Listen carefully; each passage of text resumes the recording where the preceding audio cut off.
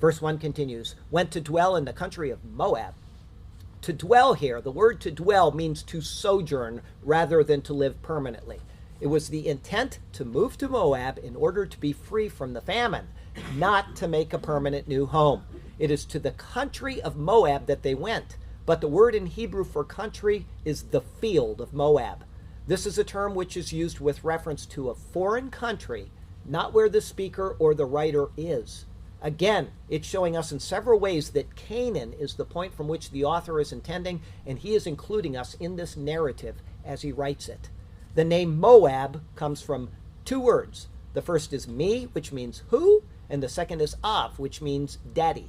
In modern language, we might call him who's your daddy. The answer comes from the story of Lot and his two daughters. Through his oldest daughter, he had a son, and he was named Moab because he came from her father. Verse 1 continues. And he and his wife and his two sons. Not only did the man go, but he headed out with his family.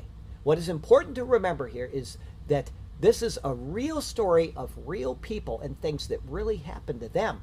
The story could simply have been not included in the Bible, but it is. And so it is there for a reason.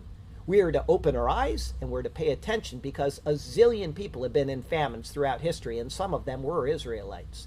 And lots of people have moved during famines. We've seen that in the news just in the past few days, including many Israelites. And yet, the Bible selected this family and these details for a specific reason. This book is so important that it's one of the 5 what is known as Megillah scrolls, which are read each year during feast days by observant Jews.